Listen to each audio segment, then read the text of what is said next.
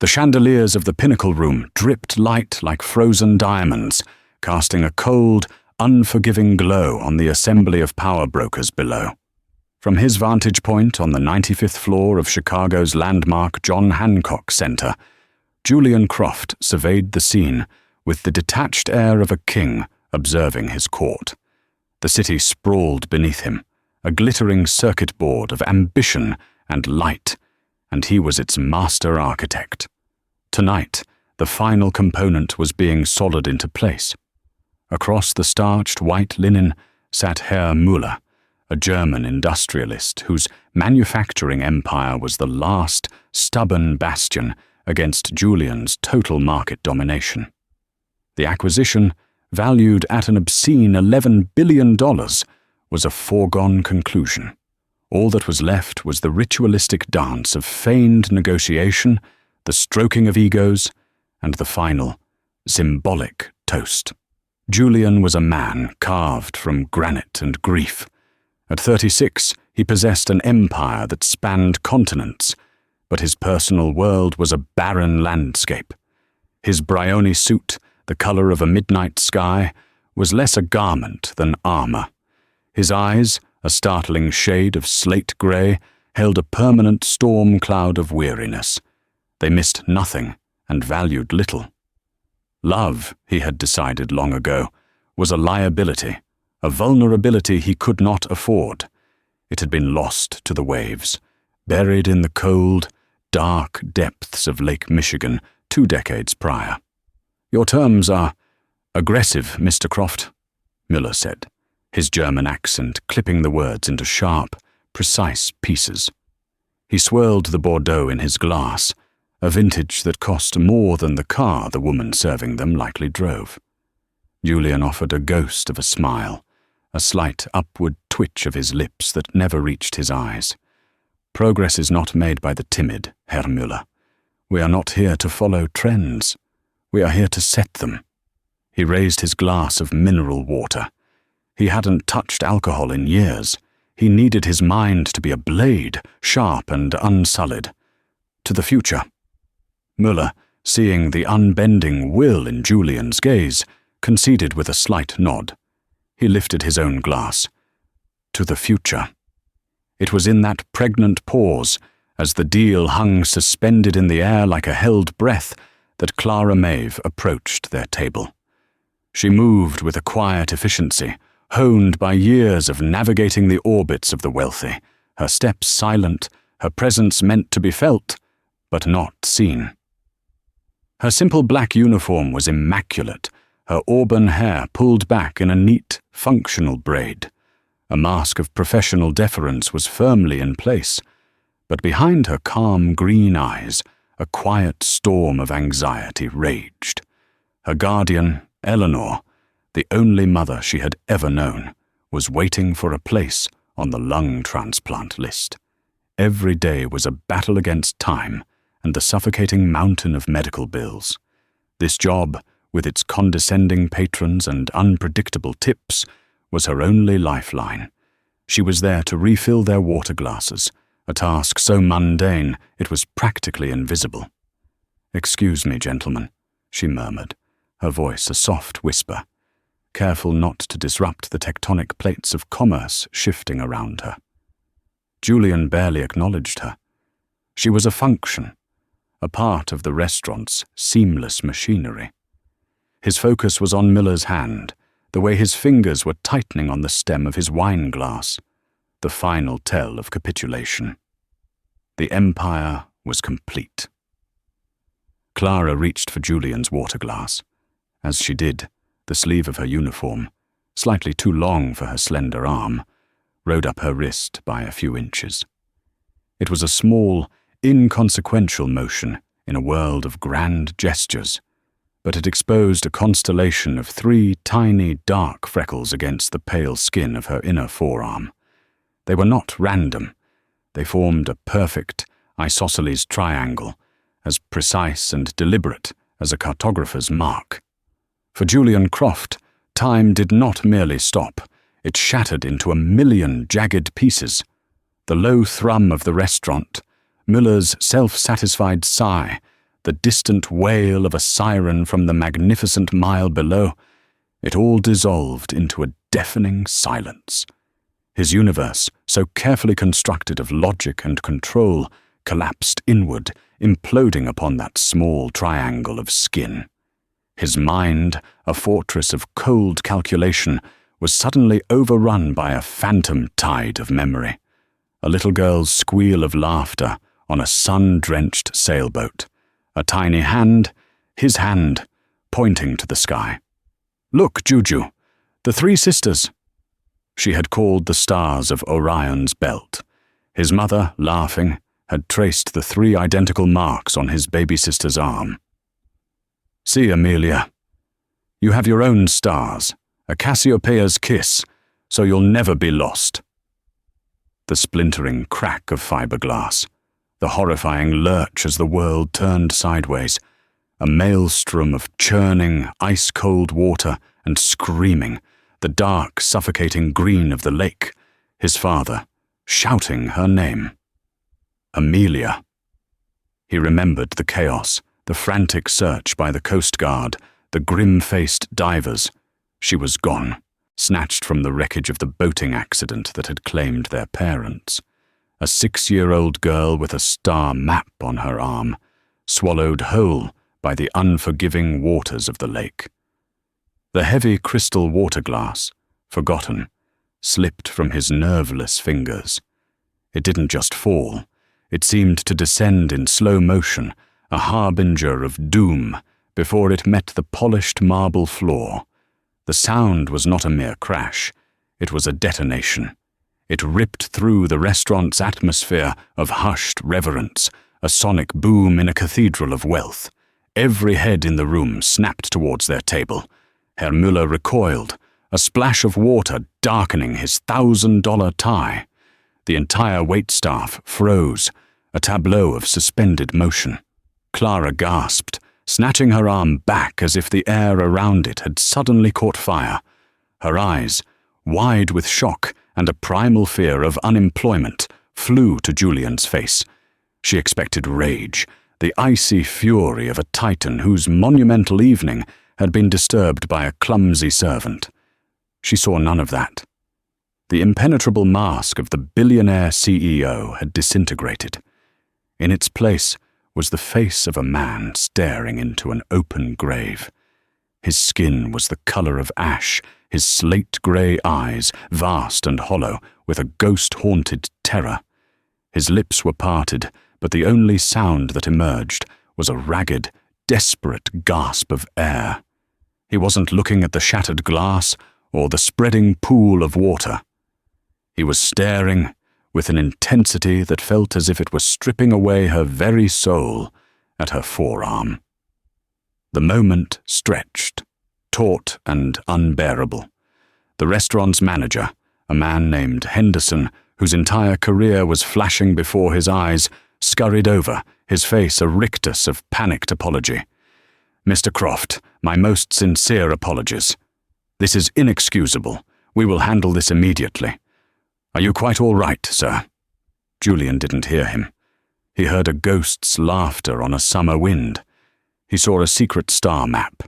He shoved his chair back with such violence that it screeched against the marble, a sound of pure anguish, and nearly tipped over.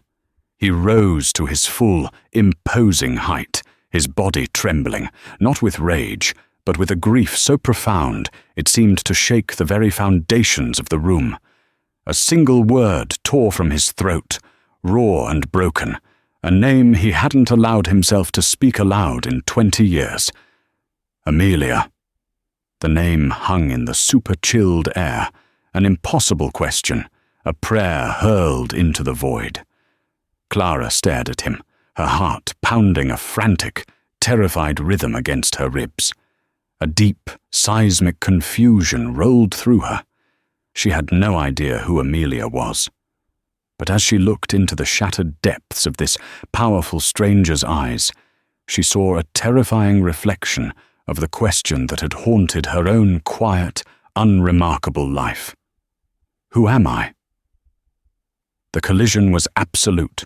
2 lives, separated by an ocean of tragedy and secrets, had just been shattered on the floor of the Pinnacle Room, and the fallout was only just beginning. In the days that followed the cataclysm at the Pinnacle Room, Julian operated within a meticulously constructed facade of normalcy. His head of security, a calm and unnervingly capable man named David Chen, had handled the immediate aftermath with surgical precision. Herr Müller was placated, the deal salvaged through a combination of profound apologies and a slight sweetening of the terms. The official narrative, circulated with quiet efficiency through the city's elite, was that Mr. Croft had experienced a sudden, severe vertigo spell, a plausible consequence of his relentless work schedule. But inside the cavernous, minimalist silence of his penthouse apartment, which occupied the entire top floor of a skyscraper overlooking Millennium Park, Julian was coming apart at the seams. The fortress of emotional detachment he had spent 2 decades building had been breached, not by a hostile takeover or a market collapse, but by a waitress with a star map on her arm. Sleep was a foreign country. Food was tasteless ash in his mouth. The image of those 3 freckles was burned onto the back of his eyelids, a celestial triad that mocked his carefully ordered universe. He paced the length of his living room, a space so vast and sparsely furnished it resembled an art gallery, while the city lights below glittered with an alien indifference.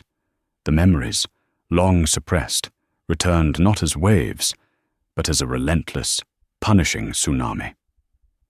He was 16 when the storm hit.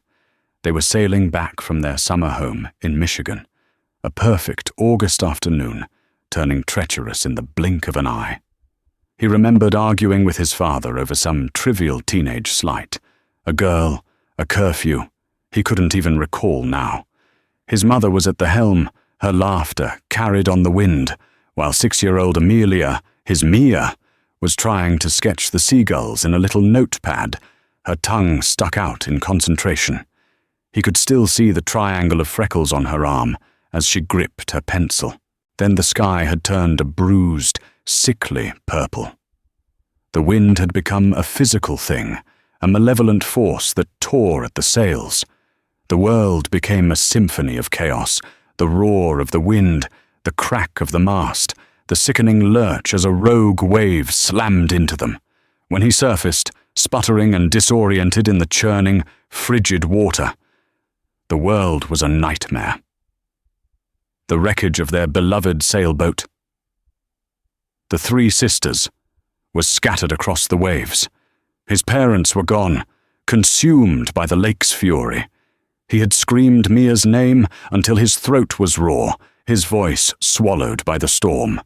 He remembered being pulled from the water by a fishing boat, his body a landscape of pain and hypothermia, his mind a hollow chamber of loss. Her body was never found. The official investigation concluded she had been swept away, lost to the depths. The search was massive, funded by the Croft family's immense resources and driven by the dogged determination of Julian's aunt, Genevieve Croft, his father's younger sister. Genevieve, who became Julian's guardian, had been the picture of public grief, organizing search parties and press conferences.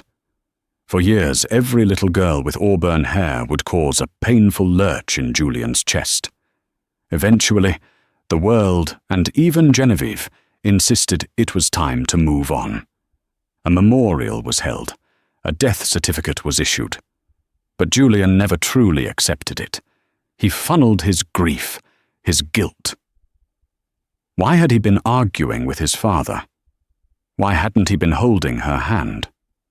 Into commerce, Croft Industries became his penance, a towering monument of steel and data built upon a foundation of unspeakable loss.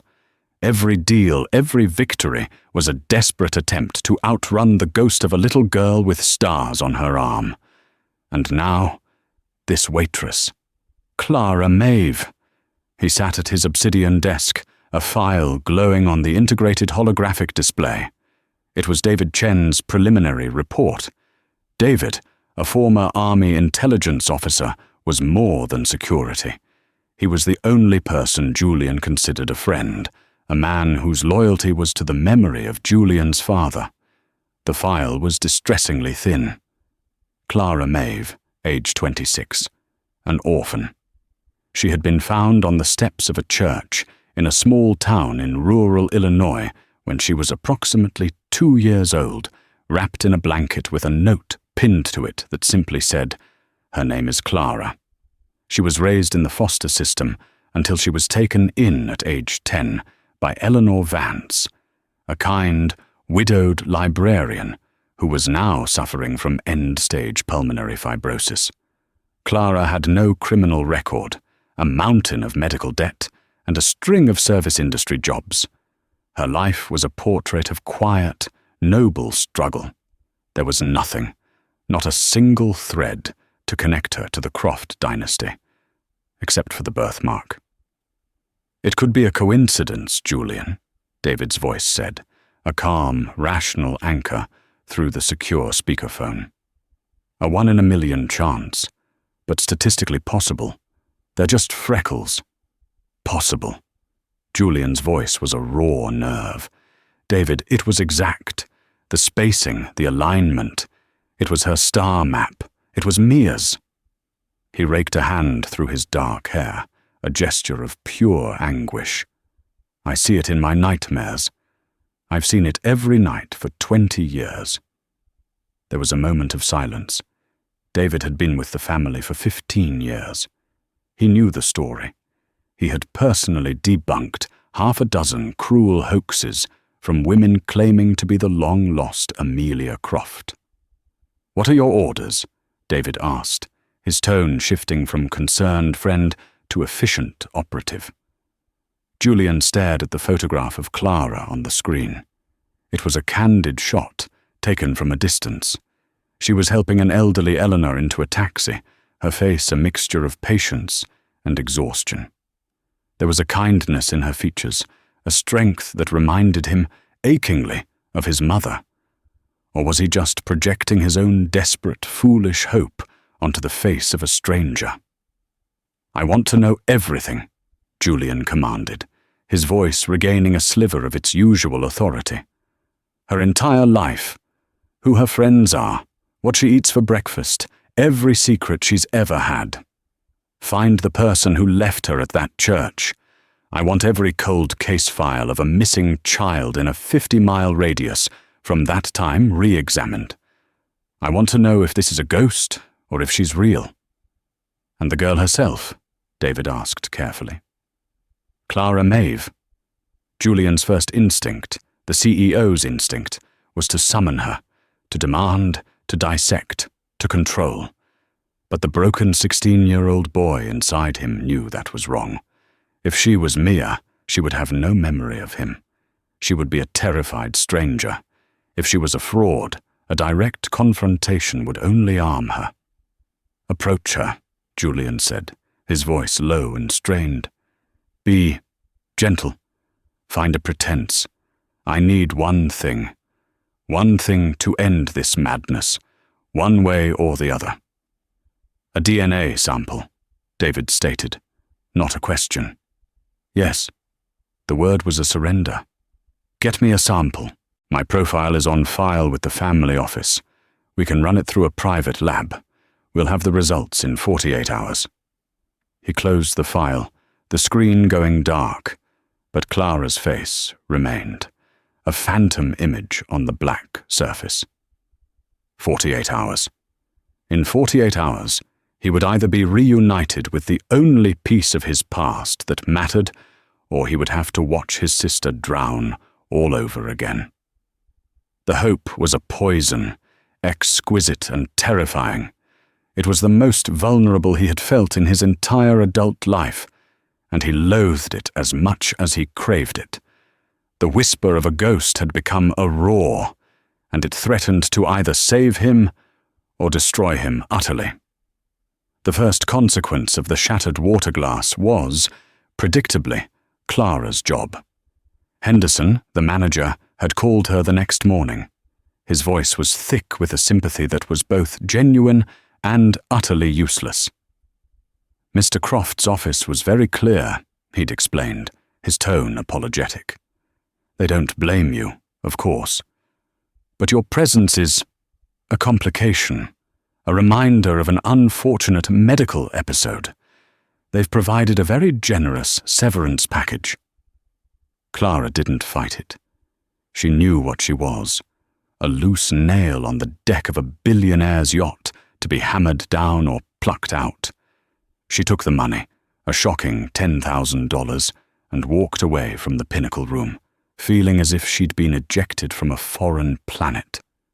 It wasn't just the job, the billionaire's shattered composure, that one whispered name. Amelia had unlocked a disquiet deep within her. Her life was a book with the first chapters ripped out. Her earliest memory was the starchy smell of the sheets at the county children's home. Eleanor had given her a home, a future, and more love than she could ever measure. But she couldn't give her a past. Now, it felt as if that past was clawing its way into her present. A few days later, the quiet surveillance began. A discreet grey sedan parked down the street from her modest two-bedroom apartment in Logan Square. The distinct feeling of being observed as she went to the market. A polite, well-dressed man asking her landlord questions, claiming to be from a credit agency. The simmering unease came to a head when the man approached her directly. He was waiting for her outside the pulmonary clinic where Eleanor had her weekly checkup. He was of medium height, with a calm, intelligent face, and eyes that seemed to take in everything without judgment. He wasn't overtly threatening, but the quiet competence that radiated from him was more unnerving than any bully's swagger. "Miss Clara Maeve?" he asked. His voice was level and professional. "Who wants to know?" Clara clutched the strap of her worn shoulder bag. "My name is David Chen. I'm the head of security for Croft Industries." Clara's heart sank. "If this is about the severance, tell Mr. Croft thank you, but I don't want anything else from him." "This isn't about that," David said. "My employer, Mr. Croft, has a personal query. He believes there may be a possibility of a distant familial connection between your histories." Clara stared at him, bewildered. "A what?" "I was a foundling. I don't have any history." "That is precisely the point," David said smoothly. "Mr. Croft lost a member of his family a long time ago.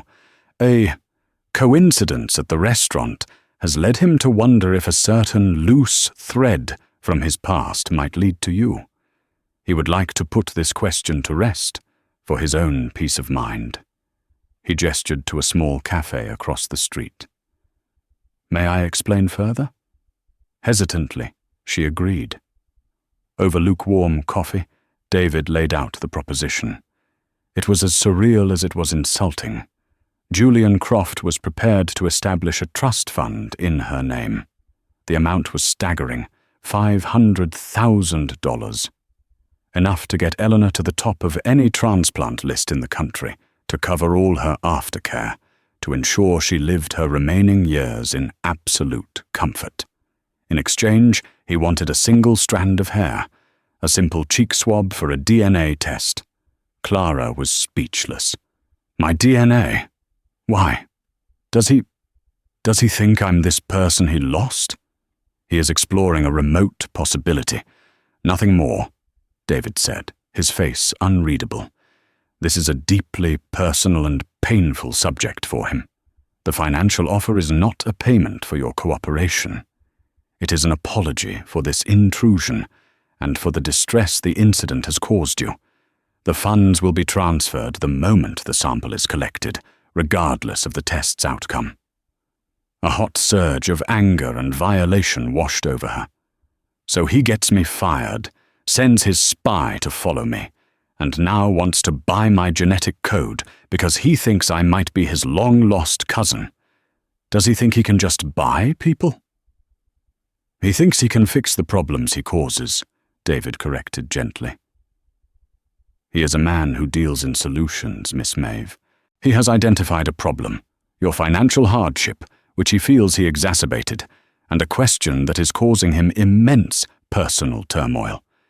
This is his way of solving both. Clara was torn. Her pride, her sense of self, screamed at her to throw the coffee in this man's calm, impassive face. But the image of Eleanor, struggling for each breath, her quiet courage in the face of so much pain, was a far more powerful force. $500,000 wasn't just money, it was life. It was a future for the only person who had ever shown her what family meant. "And if I refuse?" she asked, her voice barely a whisper. "Then we will respect your decision, and you will not hear from us again," David said. "The choice is entirely yours." It was the lack of pressure, the quiet respect in his tone, that ultimately swayed her. He wasn't bullying her. He was offering her an escape hatch from a life of constant worry. It was never really a choice. "Fine," she said, the word tasting of surrender. "I'll do it." Meanwhile, news of Julian's episode at the Pinnacle Room had slithered through the city's gossip columns and reached the elegant, perfectly manicured ears of Genevieve Croft. Genevieve, now in her late 60s, was a pillar of Chicago society, a patron of the arts, and a senior board member at Croft Industries. She played the role of the devoted, supportive aunt to perfection, but beneath the Chanel suits and benevolent smiles was a heart corroded by a lifetime of bitter resentment. She had always lived in her older brother's shadow. After his death, she'd been forced to watch his son, a grief-stricken teenager, inherit the keys to the kingdom she felt was rightfully hers. She had managed the search for Amelia with public fervor, but secretly, the child's disappearance had been a twisted blessing. The vast trust fund established for Amelia, a fortune separate from the main Croft estate, had fallen under Genevieve's management until Amelia was declared legally dead. For 20 years, Genevieve had been carefully, brilliantly siphoning millions from that trust, using a web of offshore accounts and clever accounting to fund her lavish lifestyle and cover the tracks of her late husband's disastrous investments. Amelia being declared dead had been a relief, but Julian's refusal to give up hope had always been a thorn in her side. The news of a waitress with a specific birthmark shaking Julian to his core sent a bolt of pure, icy terror through her. She made some calls. She learned about the firing, David Chen's discreet investigation, and the impending DNA test. Panic, sharp and suffocating, clawed at her throat. If that girl was Amelia, her life was over. The embezzlement would be uncovered. She would face ruin, prison, and the one thing she feared more than anything, public humiliation. She had to stop it. She couldn't prevent the test. That would look too suspicious. But she could control the results. Using a burner phone, she dialed a number she hadn't called in over a decade. It belonged to Dr. Miles Corbin, the director of a prestigious private genetics lab, a man whose career she had saved years ago after a messy malpractice suit. A man who owed her. "Miles, dear," she said, her voice as smooth and sweet as poisoned honey. "I have a small, delicate matter to discuss. A matter of family preservation." The ghost of Amelia Croft wasn't just a threat to Julian's fragile peace. It was a wrecking ball aimed at the fraudulent empire Genevieve had built for herself, and she would burn the world down to keep it from hitting its mark. The private clinic was a sterile, anonymous facility in a quiet corner of Lincoln Park. Clara sat on the edge of a leather chair, the paper crinkling beneath her, as a nurse took 2 separate swabs from her cheek. The process was swift, impersonal, and deeply strange, trading her biological essence for financial salvation. David Chen was waiting in the reception area. He handed her a tablet displaying a confirmation from a law firm. The trust was established. The funds were transferred. It was done. The numbers on the screen seemed to hum with a terrifying power. "Thank you, Miss Maeve," David said, his expression as neutral as ever. "As per our agreement, you will be notified of the results. After that, my employer will trouble you no further." Clara simply nodded, feeling hollowed out. She walked out into the crisp autumn air, a stranger in her own life, the weight of her newfound fortune a source of both profound relief and a deep, unshakable guilt. For Julian, the next 48 hours were a masterclass in psychological torture. He sealed himself in his penthouse, a voluntary prisoner of hope. He ignored the frantic calls from his office, the concerned messages from Genevieve. He allowed himself, for the first time in 20 years, to truly imagine it, to imagine telling Mia about their parents, showing her their mother's paintings, sharing the fragmented, sun-drenched memories of their childhood. He imagined the end of the crushing, profound loneliness that had been his only constant companion. The possibility was so beautiful, it was physically painful. The samples, transported by David Chen himself, arrived at the Corbin Genetics Institute. They were logged, processed, and sent to the lab for analysis. But before the sequencing could begin, Dr. Corbin intervened. He was a man drowning in old obligations, and Genevieve Croft was a creditor who never forgot a debt. With trembling, sweating hands, Corbin accessed the lab's secure server. He located Julian Croft's DNA profile, on file from a comprehensive executive physical years ago. He then took the two samples labeled Clara Maeve. The deception was sickeningly simple. He ran one of Clara's samples against Julian's. He then took the second sample and ran it against a random anonymous profile from their database, one guaranteed to show no match. He then created two reports. The first, showing the real result, he encrypted and buried deep on a hidden partition of his personal hard drive, an insurance policy. The second, the one he would send, was a work of fiction. He fabricated the data points, inputting markers that showed zero chromosomal correlation. He generated the official-looking report, complete with charts and scientific jargon.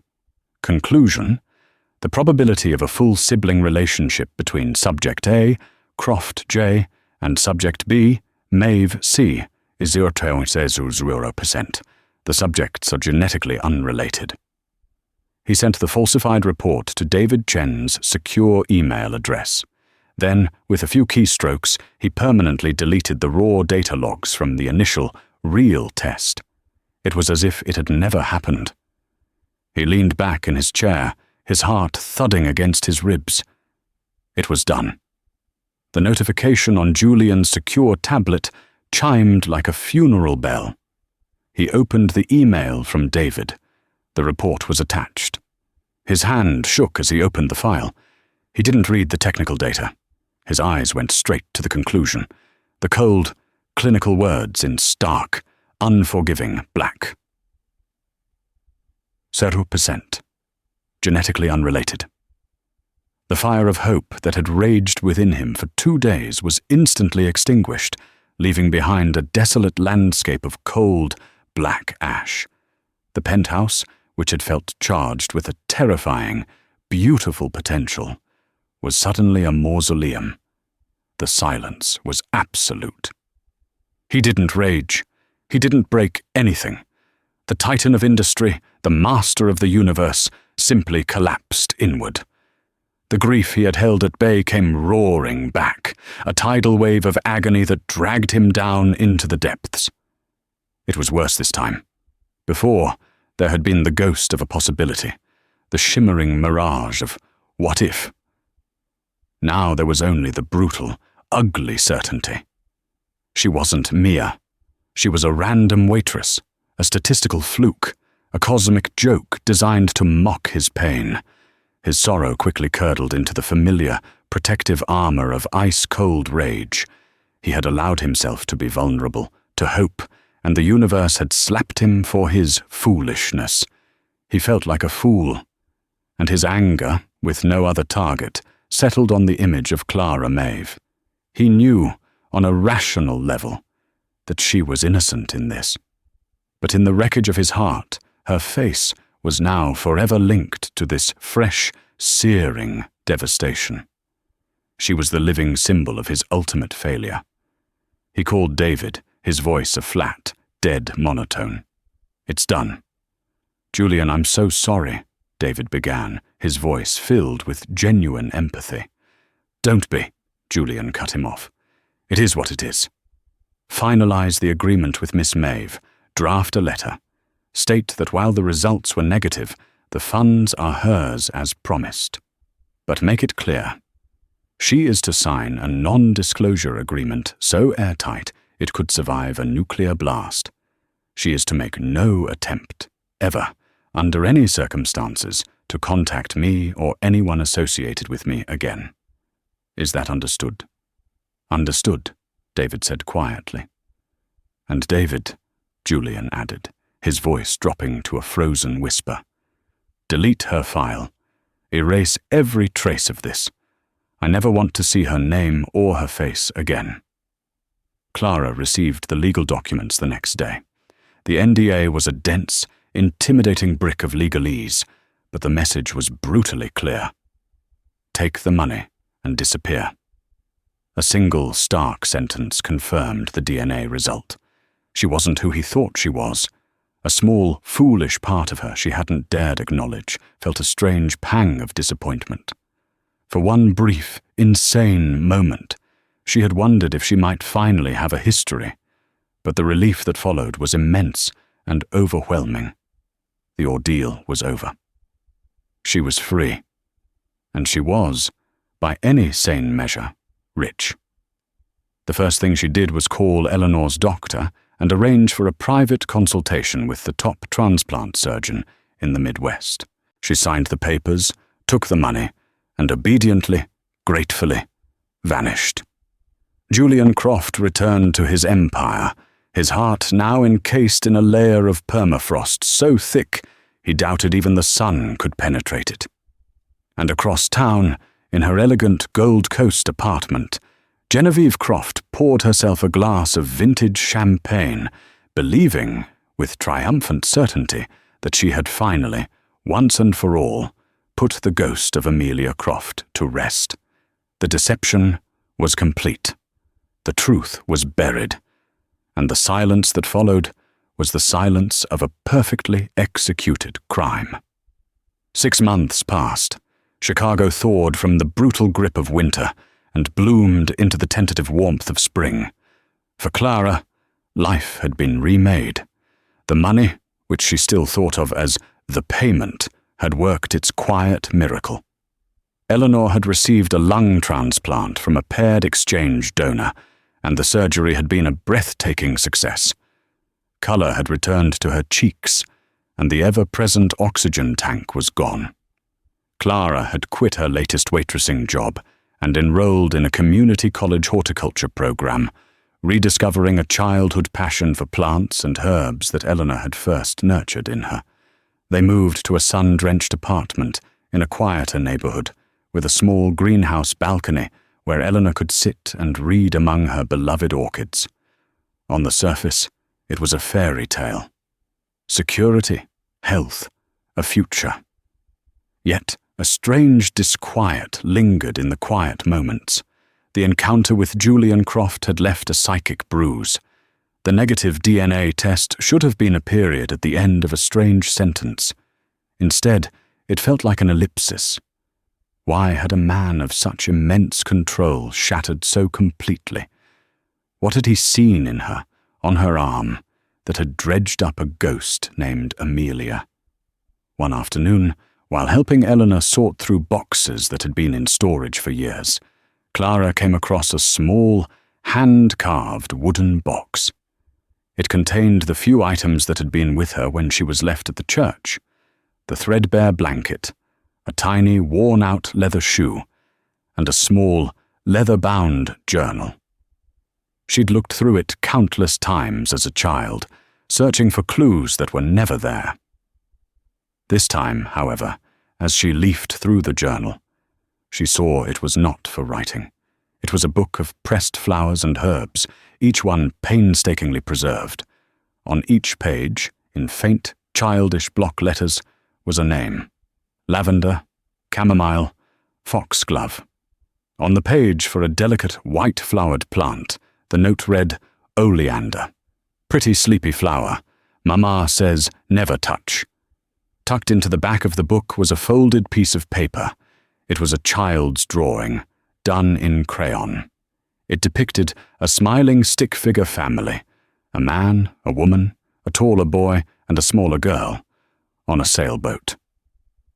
The boat had a name written on its side in shaky letters. The Three Sisters. The little girl in the drawing had bright red hair, just like hers, and on her crudely drawn arm were 3 distinct black dots in a triangle. Clara's breath hitched. Her heart began to pound a slow, heavy drumbeat against her ribs. It was impossible. The DNA test was a scientific fact. This had to be a cruel, meaningless coincidence. But it was too specific. A boat named The Three Sisters. A drawing of a girl with her hair, with her mark. It felt like a key to a door she had been told did not exist. As she stared at the drawing, a fragment of a memory surfaced, hazy and indistinct. The scent of lake water and gasoline, and a deep, terrifying cold. Across the city, in a quiet, secure office on the 85th floor of the Croft Industries Tower, David Chen was also wrestling with the past. He was a man who dealt in facts, and the lab report had been a fact. He had obeyed his orders, deleted the file, and watched as Julian retreated even further into himself, becoming a ghost in his own life. But a good intelligence officer never trusts a story without plot holes, and the Clara Maeve affair was full of them. It was Genevieve Croft who bothered him. Her relief at the negative result had been too profound. Her constant hovering over Julian, her insistence that he was overworked and emotionally fragile, felt less like concern and more like management. On his own time, using his own resources, David began a deep, off-the-books dive. He didn't investigate Clara. He investigated the lab. He ran a forensic accounting check on Dr. Miles Corbin. He found a man living well beyond his means, with a history of a gambling addiction that had nearly ruined him a decade ago. Digging deeper, David found the source that had bailed him out, a consulting fee from a privately held arts foundation, a foundation where the sole director was Genevieve Croft. The pieces began to slot into place with a chilling precision. Genevieve had the motive, protecting the embezzled funds from the Amelia Croft Trust, which David discovered had been underperforming suspiciously for 20 years. She had the means, a compromised lab director in her debt. And she had the opportunity. David sat in his office late one night, the city a silent witness below, a cold knot of dread tightening in his gut. He had no definitive proof of a falsified test, only a web of damning connections. He knew he couldn't approach Julian with just a theory. Julian had slammed that door shut, and to force it open without irrefutable evidence would destroy what little trust remained between them. He needed more. He needed to find a crack in the wall of deception, a single loose stone he could pry out until the entire rotten edifice came crashing down. The whispers of the past were growing louder, converging on two people who had no idea they were a part of the same forgotten song, the woman who had lost her history and the man who was sworn to protect it. David Chen moved with the methodical patience of a bomb disposal expert. He started with the clinic that had collected the sample. The nurse on duty that day, a woman named Maria, remembered Clara clearly. She confirmed 2 swabs had been taken and sealed in separate coded vials, standard procedure for a high-priority test. 2 vials. That was the detail that snagged in David's mind. He focused his full attention on Dr. Corbin. He put a surveillance team on him, a discreet 2-man unit of former government agents he kept on private retainer. For weeks they found nothing but the predictable patterns of a man enjoying a life he hadn't quite earned. But David was patient. He knew that liars always develop a tell. The break came from the lab's internal server logs. David had a contact, a cybersecurity expert he'd worked with in the army, ethically breach the lab's firewall. What he found was a ghost in the machine, a record of a completed DNA sequencing run on Clara's sample, time-stamped 2 hours before the official report was generated. The raw data for that first run was gone, professionally wiped, but the system had created an automated, encrypted backup to a secondary server, a fail-safe the panicked Dr. Corbin had likely forgotten. It took David's expert 2 days to decrypt the file. When he finally opened it, the truth was laid bare in a string of genetic markers. Probability of full sibling relationship, 92.99999%. David felt a wave of cold fury wash over him. Julian had been lied to. He had been robbed of his sister not once by fate, but a second time by the calculated cruelty of his own family. He now had the proof, the ticking bomb. At the same time, a new and unfamiliar resolve was hardening inside Clara. The child's drawing and the herb book had become her obsession. The image of the boat, the name, the family. It all felt more real than her own reflection. She knew what the NDA said, what the lawyers had told her. But she also knew, with a certainty that hummed in her bones, that the drawing in her hand was not a coincidence. It was a memory. The truth was more valuable than the money. It was more important than the risk. She had to know. She had to look Julian Croft in the eyes and show him this piece of a life they might have shared. Her opportunity came in the form of a glossy magazine ad. The annual Croft Foundation Gala, a lavish charity event for the city's elite, was being held at the Art Institute of Chicago. With a trembling hand, she went online and used a significant portion of her remaining funds to purchase a single ticket. It felt like the most reckless and most necessary thing she had ever done. On the night of the gala, she dressed not as a waitress, but as a woman on a mission. She wore a simple, elegant, dark green dress that brought out the color of her eyes. She walked into the museum's grand hall, her heart a frantic bird in her chest, the drawing and the small herb book tucked safely in her clutch. The room was a glittering sea of diamonds and champagne. She saw him across the room, standing beside a regally dressed Genevieve, looking like a king in his own court. He seemed more remote, more isolated than ever, a man made of shadows and ice. As she began to make her way through the crowd, her phone buzzed. It was a text from Eleanor. "Just saw the news. A big storm is rolling in off the lake. Be careful, dear." A sudden, irrational chill went down Clara's spine. A storm, the lake. She reached Julian just as Genevieve was handing him a cup of what looked like herbal tea from a private thermos. "For your nerves, darling," Genevieve cooed, loud enough for those around them to hear. "Just some chamomile to help you relax." Julian took it with a weary, dismissive nod. As he raised the cup to his lips, Clara, now only a few feet away, caught a faint, familiar scent beneath the aroma of chamomile. It was a sweet, slightly bitter smell. The smell of the pretty, white-flowered plant from her book. The one Mama said never to touch. "Stop!" The word ripped out of her, louder than she intended, turning several heads. Julian froze, the cup halfway to his mouth. He turned, and his face hardened into a mask of cold fury when he saw her. "You!" he snarled, his voice a low, dangerous growl. "You have exactly 10 seconds to leave before I have you arrested." "The test was a lie," Clara said, her voice shaking but clear, holding up the child's drawing. "This was ours. Our boat. Our family." Julian glanced at the drawing, a flicker of pained recognition in his eyes, but it was quickly extinguished. "Get her out of here," he commanded to a nearby security guard.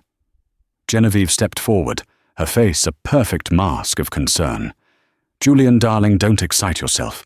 This poor girl is clearly confused. She's a fortune hunter." She turned to Clara, her voice dripping with condescending pity. "My dear, you need to leave." "It's not chamomile," Clara said, her eyes locked on the teacup in Julian's hand. "I know what it is. I can smell it. It's oleander." The name meant nothing to Julian, but Genevieve's reaction was instantaneous and profound. A flicker of pure, animal panic crossed her face before she could suppress it. Her smile tightened. "Don't be absurd. The girl is hysterical." "It's a cardiotoxin," Clara pressed on, her voice gaining strength as the pieces clicked into place in her mind. "It wouldn't kill you all at once, not in small doses, but over time, it makes you tired, confused. It weakens your heart. It makes you think you're sick, that you're losing your mind." Julian stared at her, then down at the tea, a dawning horror spreading across his features. The constant fatigue, the brain fog, the heart palpitations his doctors had dismissed as stress. "That's enough," Genevieve snapped, her composure finally cracking. She reached to grab the cup from Julian's hand. "You've had enough excitement for one night, Julian." But before she could touch it, a calm, authoritative voice cut through the tension. "I wouldn't do that, Mrs. Croft." David Chen appeared at Julian's side, flanked by 2 uniformed Chicago police officers. He held a phone in his hand, its screen glowing. "Dr. Corbin has been very cooperative," David said, his eyes fixed on Genevieve. "He provided us with the original DNA results. Congratulations, Julian. You found her." The entire room fell silent. Genevieve's face, stripped of its elegant facade, contorted into a mask of pure, venomous hatred. She looked from Julian's stunned face to Clara's, and then she lunged, not at David, but at Clara, her nails outstretched like claws. "You!" she shrieked, her voice a raw, ugly thing. "You little gutter rat! You were supposed to be gone. I should have let you drown." Julian reacted instinctively. He dropped the cup, its contents splashing across the marble floor, and stepped in front of Clara, shielding her with his body as the police officers surged forward and restrained his screaming, struggling aunt. He turned slowly to face Clara, the noise of the room, the shocked gasps, the officers' commands. It all faded away. He looked at the drawing still clutched in her hand, then at the 3 freckles on her arm, visible beneath the ballroom lights. And finally, he looked into her eyes, green like their mother's. The permafrost around his heart didn't just melt, it shattered. The 20-year dam of grief, guilt, and soul-crushing loneliness finally, cataclysmically, broke. "Mia," he whispered, the name a fragile, broken thing. Tears streamed down Clara's face as she nodded, a memory breaking through the fog, clear and bright as a summer day. A 16-year-old boy's hand in hers on the deck of a boat. "Don't worry, Mia," his voice said. "I'll always protect you." He reached out, his hand trembling, and gently brushed a tear from her cheek. He was no longer a CEO, and she was no longer a waitress. They were a boy and a girl on a boat, a brother and a sister, lost and finally, miraculously, found. The aftermath was not a fairy tale ending, but a slow, complicated dawn. The arrest of Genevieve Croft at the gala sent shockwaves through Chicago's elite and the global financial community. The story was a media supernova, a lurid tale of greed, deception, and a lost heiress. Lawyers descended, depositions were taken, and the sordid details of Genevieve's decades-long embezzlement and her slow, insidious poisoning of her own nephew were laid bare in court filings. For Julian and the woman the world now knew as Amelia Croft, the reunion was not a seamless fusion, but a delicate, often awkward, process of rediscovery. They were strangers, bound by a shared tragedy and a forgotten history. The first few weeks were a series of quiet, hesitant conversations in the sterile grandeur of Julian's penthouse. He would show her photographs, telling her stories of the parents she couldn't remember, his voice often thick with an emotion he was still learning how to express. Amelia, in turn, introduced him to her world. She brought Eleanor, now recovering beautifully, to meet him. The stoic billionaire was visibly humbled by the quiet dignity of the woman who had raised his sister, who had given her the love and stability that had been stolen from them. Julian insisted on moving Eleanor into a beautiful suite in his building, with a full-time nursing staff and a custom-built conservatory for her orchids, an act of gratitude that moved Amelia to tears. There were difficult days. Julian had to undergo a full medical detox to purge the toxins from his system, a physical manifestation of his psychological purging of Genevieve's influence. He began seeing a therapist, finally confronting the guilt and trauma he had buried under a mountain of work. He learned that his weariness wasn't a character trait, but a symptom of a long, slow attack on his life. Amelia struggled with the dizzying transition from a life of scarcity to one of unimaginable wealth and public scrutiny. She found the attention suffocating and the luxury alienating.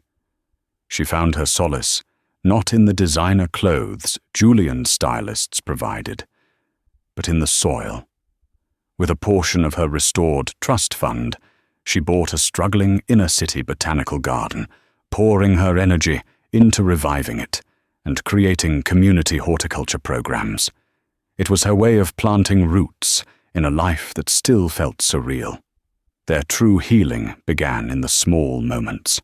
One rainy afternoon, sitting in the new conservatory, Amelia showed him the pressed oleander in her childhood herb book.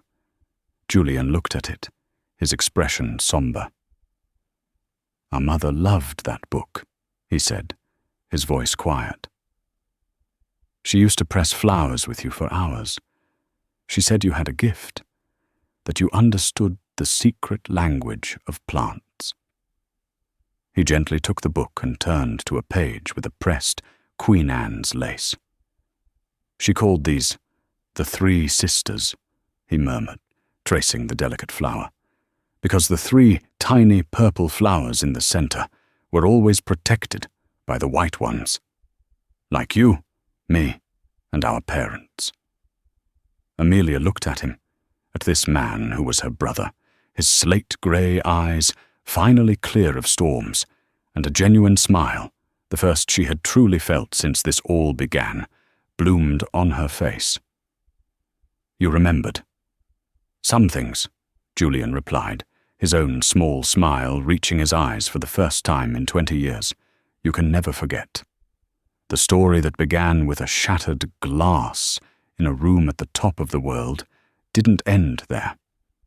It ended in a quiet conservatory filled with sunlight and the scent of damp earth, with a brother and sister piecing together a shared history, one fragile memory at a time. Julian Croft, the man who had conquered the world, learned that his greatest acquisition was not a company, but a family he thought was lost forever. And Amelia, the woman who had been Clara, discovered that her past was not an empty space, but a garden waiting to be replanted. Their journey was a quiet testament that the deepest betrayals cannot sever the strongest bonds, and that even after the most violent storms, new life can, and will, find a way to grow.